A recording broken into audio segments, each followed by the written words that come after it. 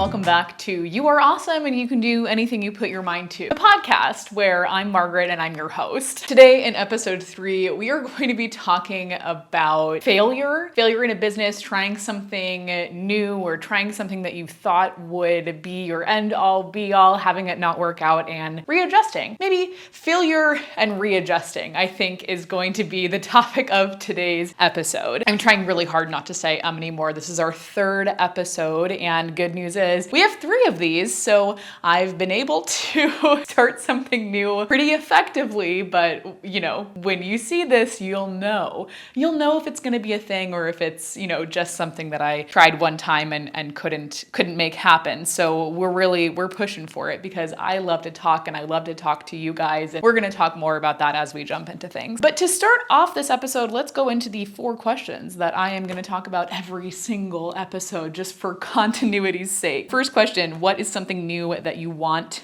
to try? And I'm trying to make it something different than what I said the previous week. I know previously I said pottery. Pottery was definitely something. It's like something new that I want to try and something new I want to get comfortable with is putting myself first, no matter how that can make other people feel, because I think sometimes I put off making decisions or doing something that I feel like is right for me because I'm worried about how other people will react. So that's going to be something new that I want to try. Being nicer to myself is something that I am always trying to do. Not always the best at doing that, but I do try pretty hard. What's holding you back from trying? Me. It's me. I'm my own worst enemy. Hi.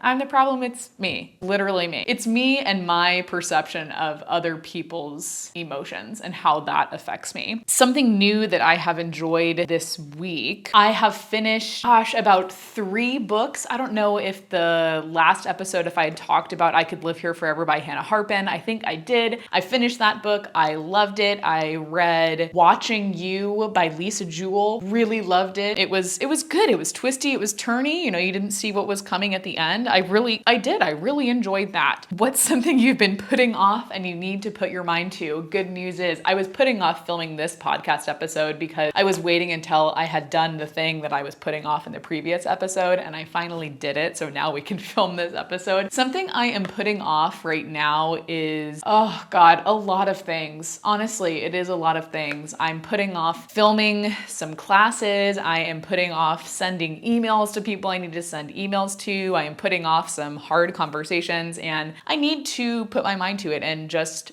do it, because continuing to wait is not going to get me anywhere, and it's not going to get the things done that I need to get done. So with that, those are the 4 questions that we are, taking as a jumping off point for today's episode. I was about to say today's class. I'm so used to teaching. This is so fun for me to do something different and outside of my comfort zone. I actually do find it very fun. Today, we're going to talk about a couple of things that have been on my mind. And I think those of you that have been following me for a long time, you know, in the last year, it's been kind of a difficult time for me. It's been, I've been going through a lot of big transitions all at one time. I've been trying to figure out what I want to do, what my job looks like, and just kind of figure all of those things out. I've moved a lot of times. I got married. I've done a lot of big things all at one time. And I think it's been a whole year of just trying to figure things out and be confident and comfortable with that decision. I'm still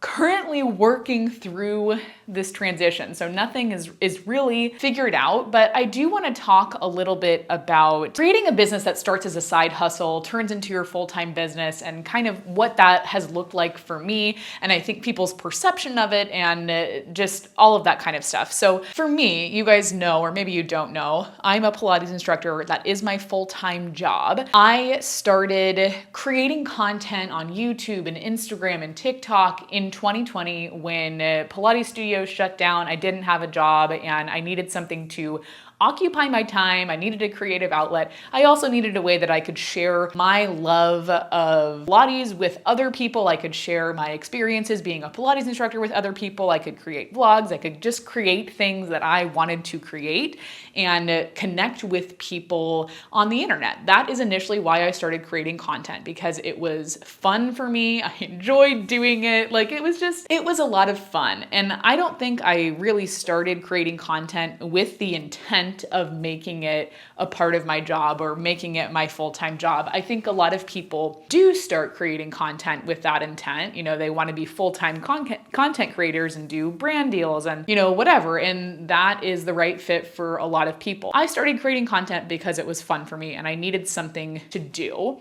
In 2021, when I started my online Pilates business, it kind of started off as a side hustle, but the community that I had built online through my content has helped me to support my online business. It's helped me to get clients. It's helped me to keep my classes filled. It's helped me to create an income for myself. And I think once I started my online business, content creation became such a huge part about what I was doing. It became such a huge factor in how successful my business was, because if I wasn't creating content, nobody knew about my classes, nobody knew what I was doing, nobody knew how they could pay me. So content creation became a thing that I had to do for overall brand awareness. And at the beginning of 2022, I was able to take my online business full time. And I think at that point, when I went full time with my online business, that is where there was a turning point in my content and where I started to feel like content creation was a chore. It was something I had to do. It was just like, I didn't have warm, fuzzy feelings about it anymore. It really truly became a part of my job and my workload. And it started to feel more and more like a pressure just being pressed down on me. Like, you have to post this many times on Instagram. You have to do X, Y, and Z. And it became just like less and less fun the more I had to do it. And then, come the blow up that has been my social media in 2022, I continued to pump out content because I thought that's what people wanted. This is how people come take my classes. This is how my business is successful. And while I had been burnt out before the previous year because I had been teaching just like way too much, I was teaching in person. I was trying to do all my online stuff, do it all at the same time without like losing my head. I burnt myself out on content creation and I lost the enjoyment out of it. I lost the enjoyment of building a community, and I lost a lot of the community connection because content creation for me started to be something that just it sucked the life out of me. And it was just something I had to do. I couldn't enjoy it. I felt like responding to DMs and responding to comments was like such a big part of my workload. It wasn't enjoyable. And I realized that once I got to the end of the year. We get into 2023, I've gotten to a point with my business that it is a sustainable full-time income. I don't need another job. But at that point that my business is like doing great, I'm, making more money than I ever had at any other job, I had never felt more lonely, more unhappy, more disconnected, and more just like depressed. I had attained something that I think a lot of people dream of for themselves. A lot of Pilates instructors reach out to me and want to be able to teach online full time. They want to be able to create their own job, be their own boss. And I did that. And when I did that, when I got to that point, I had never been more unhappy in my life. Truly. So when we moved to St. Louis, I knew that I had to go find a job in person and be around people so that I could keep my mind right, honestly. And I think what I have learned from teaching and doing a mix of teaching in person and teaching online is that the second that my online business and my side hustle became my full-time job, I stopped enjoying it. And I want to get back to a place in creating content and putting stuff on the internet. I want to get back to a place where it is fun for me. And I have been really dipping my toe into seeing, what does this look like if I have a more full-time job and I'm still creating content and posting stuff online, more part-time, like what does that look like for me? Because in the last 4 months, what I have learned about myself and my schedule is that I have a lot of open time. And with my online business, I don't really want to do more than teach a virtual group class. Like, I don't really want to focus my energy on trying to procure new clients and go through applications and work with people one-on-one. Like, it just doesn't really interest me right now. Could I do it? Sure. Have I done it? Yes. I mean, I created one-on-one coaching containers that were pretty successful, and that's what helped me a lot at the end of last year. But my heart just isn't in that. Like, I like to teach a group class. I like to do stuff virtually in that setting. But what I have realized is I'm working like 1 hour a day, add on another hour for the content creation that I create around every class that I teach. And I'm working like 2 hours a day, and I am living somewhere that I don't have like friends or family. So it's not like I'm working 2 hours a day and I have the rest of the day that I can go hang out with people or spend time with my family. Like, I don't have kids, so it's not like I'm taking care of anybody. And I don't know. I have, 6 hours in the day that I feel like I need to fill that time, and I haven't felt inclined to fill that time with creating content. I want to work more. I want to teach more. I haven't necessarily been able to teach more hours at the studio that I've been teaching at, but that's a topic for another day. But I want to be able to teach more, and I can't teach more online. I can't create more classes for my online platform because it is too physically taxing on my body. So I've figured out I'm at this like crossroads that I love what I do online. I love my clients. I love all of that. I love that it has been, something that has carried me through such a big transition period of my life. But I am at my physical peak. I cannot physically film more classes at the moment without running myself into the ground. Like, I just can't. And for me, being a Pilates instructor, there are other ways for me, other less physical ways for me to work. And the way for me to do that is to have a job in person. So I have been looking into opportunities where I can have more teaching hours. Granted, I'm on my feet for those hours, but I'm not doing the entire workout with people. So I can conserve a little bit more of my energy there. I've been looking into jobs that will give me a more consistent schedule and more hours to teach, so I can still do what I'm doing online, but not have to put so much pressure on myself to get clients and create content and do all of that stuff. And that is where I've been at lately. I think the pressure of creating content and the pressure of having something, be successful and find more success and get more followers, the pressure of all of that has really gotten to me. And I think when I zoom out and I look at where my business is and what my job is like, I'm looking at it and I'm like, well, I could do more, but for me, doing more requires much more of my body physically, and I can't handle that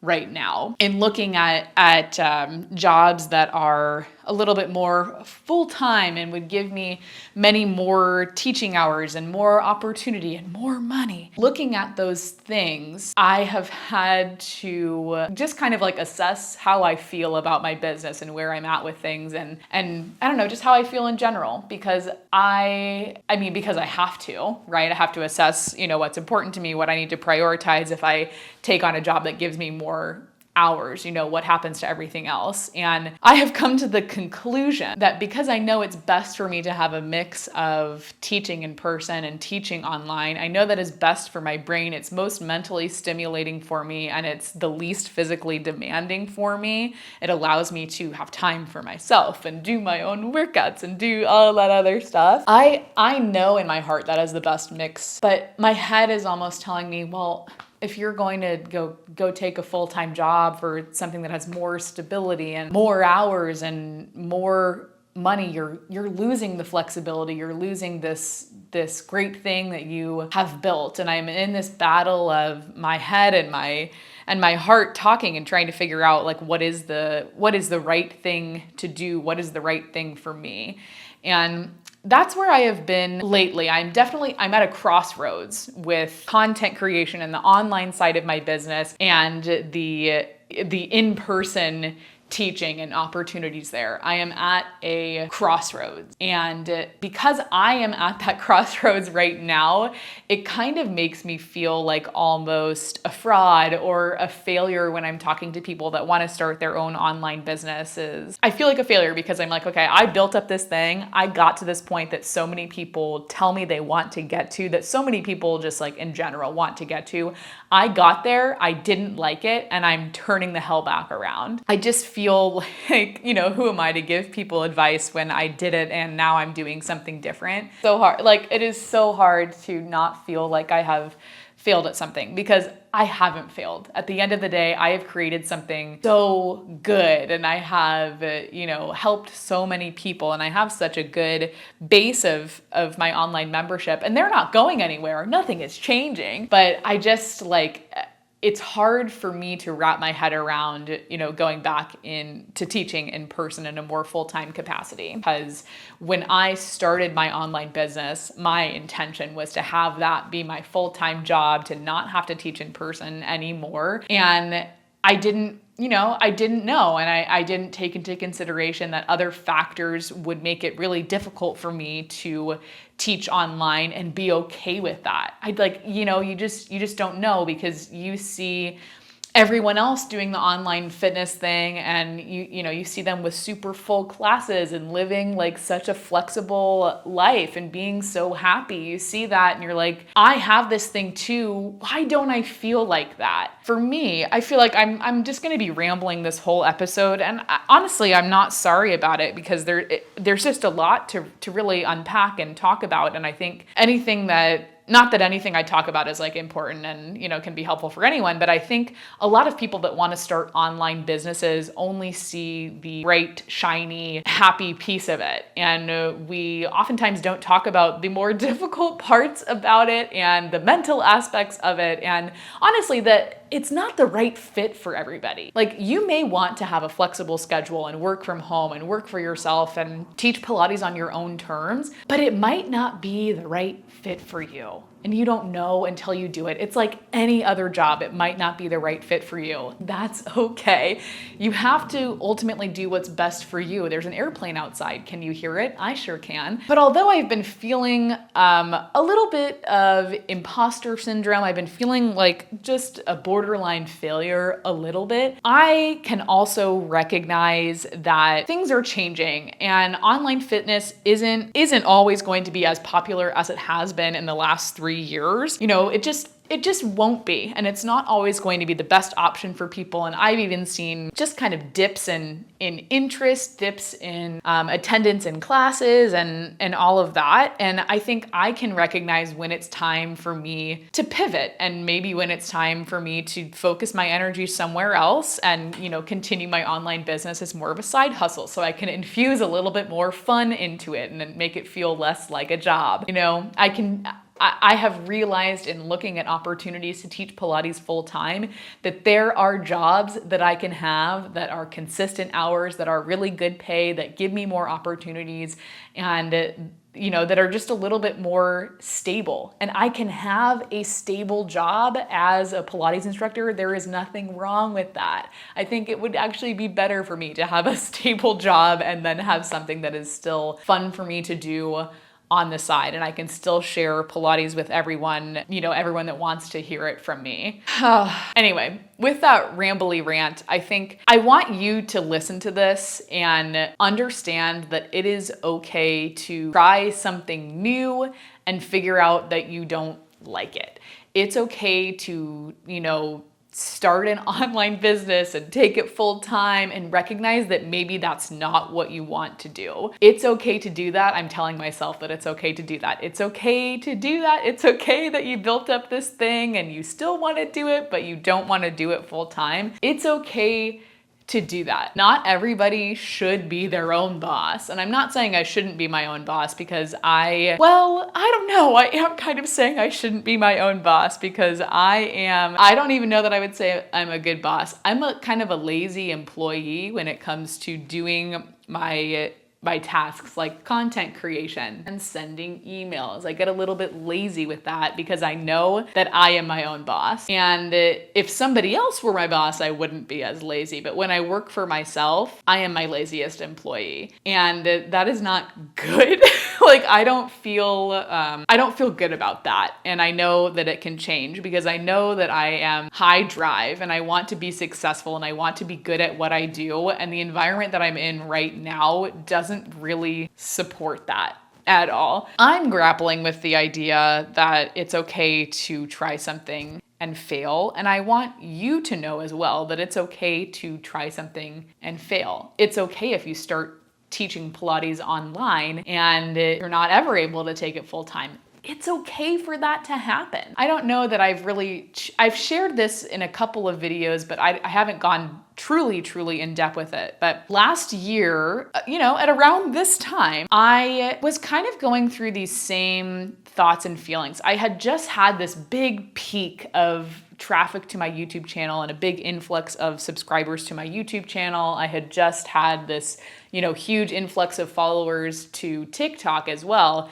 And July and August of last year were like my highest earning months on YouTube ever. I think I made like $1,600 in July, and I think it was close to like $2,400 in August. That is the most amount of money I've ever made on YouTube, ever.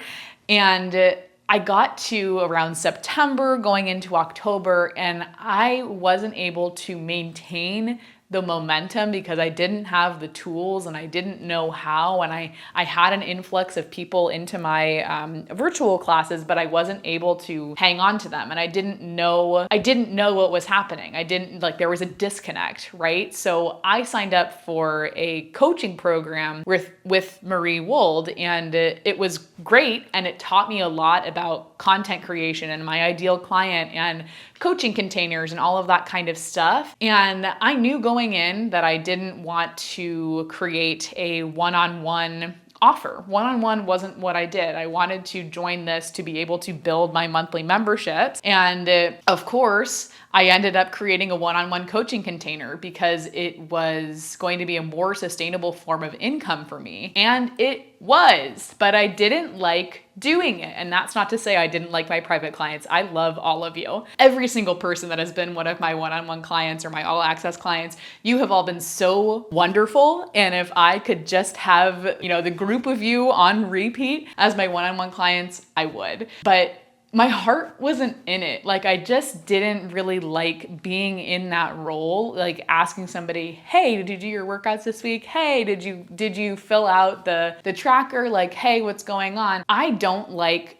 feeling like I'm looming over somebody and making somebody do something. I want you to do Pilates on your own volition. I want you to ask questions on your own volition. I can't be the person that is looming over you and asking you questions. And I didn't really like one-on-one coaching. Like it was great for the money that it brought into my business. And I loved the people that I got to meet through one-on-one coaching was so wonderful, but maintaining a steady influx of applications of people that are actually qualified, maintaining that level of creating content that is good and profound and actually gets people to want to click the link and apply and pay me money, that was the most exhausting thing for me ever. So when I had the opportunity to just like close one-on-one applications and not open them back up again, I took it because I didn't like it. I really didn't like it. And while the business coaching course I took was great and I learned a lot, it still didn't get me from point A to point B because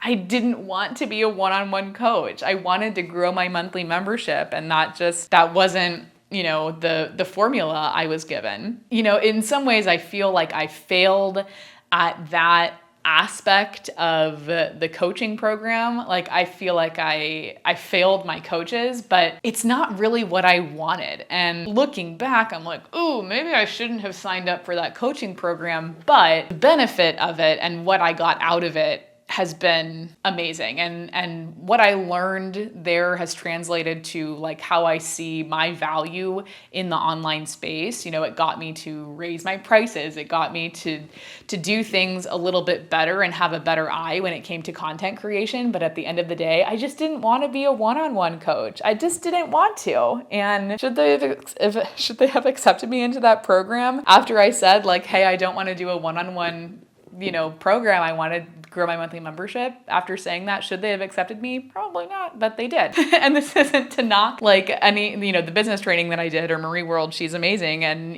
she makes a lot of money and she helps people make a lot of money. And that's all well and great. But if you're not making money in the way that you're not creating the programs in the way that she suggests, like, it's not going to work for you. And I don't know. I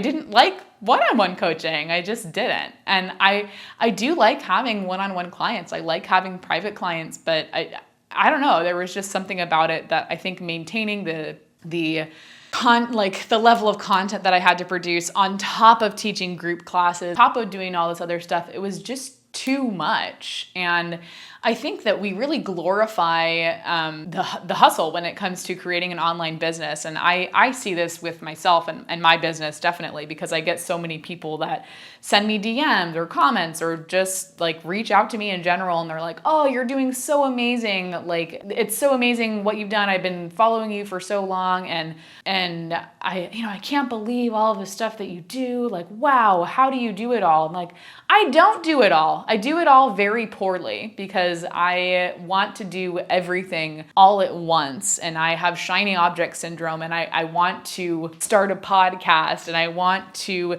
teach in person. I want to have like a really thriving online business. And I can't have all of those things all at once without working 12-hour days every day. Anyway, within this rant within a rant, I want to say that I have been feeling like a little bit of a fraud really this whole year in terms of my online business. And I've been dealing with that and figuring out what my next step is. And I think I know that my next step is taking on more classes and private clients in person, because that can support me a little bit better. And then I don't feel like, I don't have to face the rejection every single day and my DMs of people being like, nope, your one-on-one, sessions they're too expensive and I can't afford it. I've built up a community of people that want affordable Pilates, and it's been really difficult to try and flip that and show the value of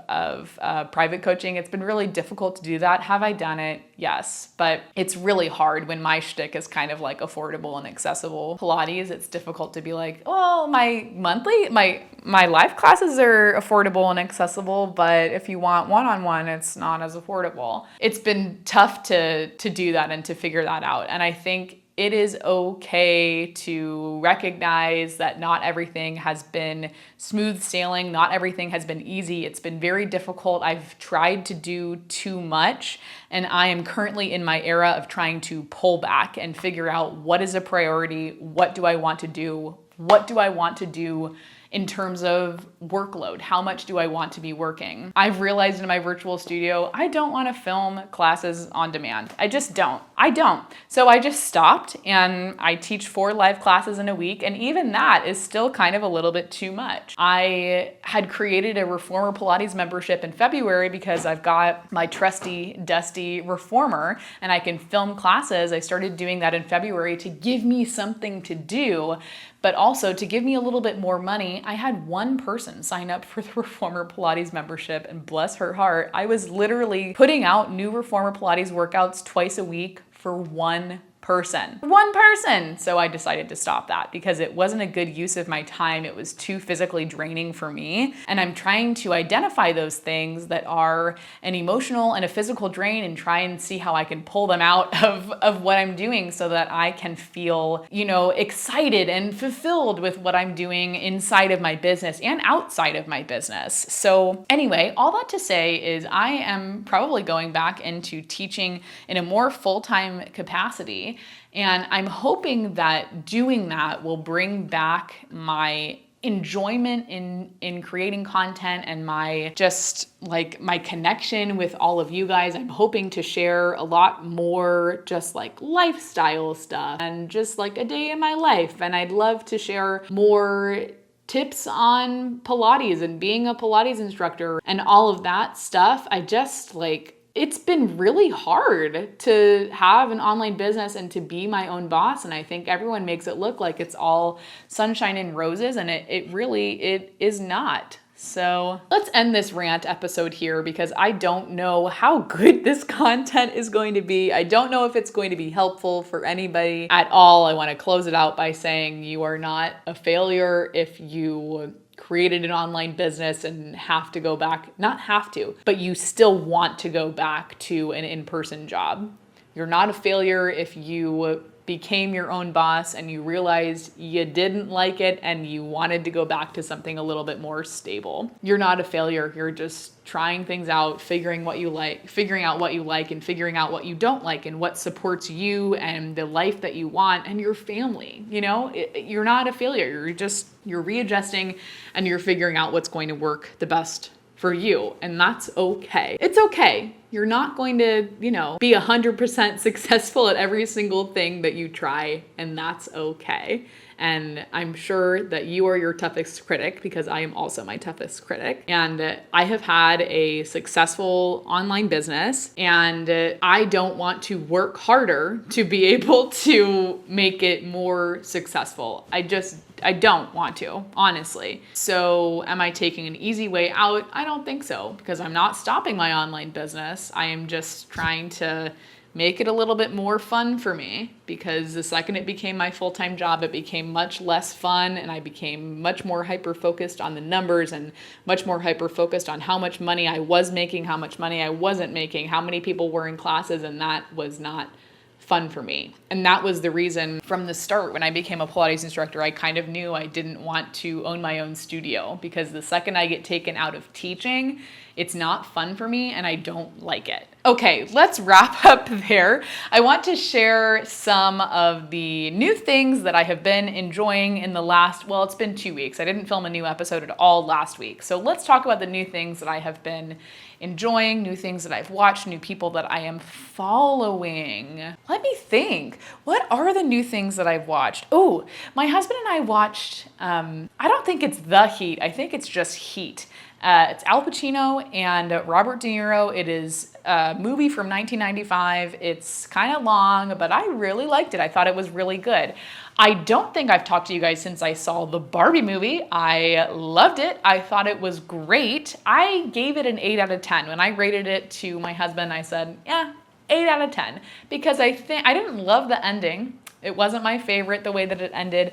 I think there were, I don't know, I didn't love the ending, but I loved the costumes. I loved the character arcs. I loved all of the kind of commentary on what it is to be a woman and all. I really did enjoy it. I thought it was super fun. I would see it again. What else?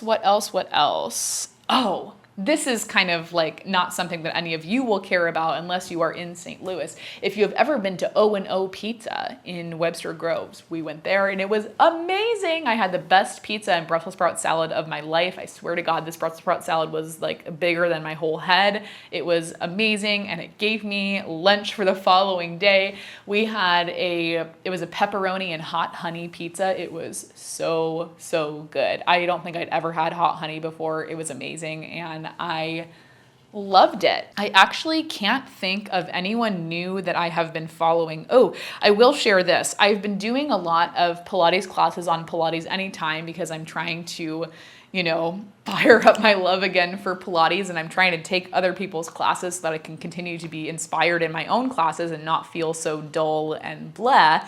I took a class last week with Erica Quest. If you're a Pilates person, follow Erica Quest on Instagram. She's amazing. Her just like class structure is amazing. It's creative. It's something that a lot of people can do with the right layering. I really enjoyed that class. Gosh, I don't think I've really done anything else new as of late, but maybe I will do something new and we can talk about it. I'm hoping by next week, or maybe the next episode or the next 2 episodes, I'm hoping that I got shelves so that I can put up my 100,000 subscriber plaque. I'm hoping that is up in the corner in the next maybe 1 or 2 episodes. So hopefully we will see that. If you guys have anything that you want me to talk about in any of these episodes, please let me know down in the comments. If you enjoyed this episode, please let me know. I know it was ranty and rambly, but sometimes it is therapeutic for me to get what's in here out of my mouth and onto the internet. So hopefully you found something that was helpful for you, or that you resonated with, or maybe you just like to listen to me talk and this didn't get you anywhere, but it passed the time. And hey, I'm happy to be that thing that passes the time for you. Remember, you're awesome. You can do anything you put your mind to, and I will see you back here for our next episode.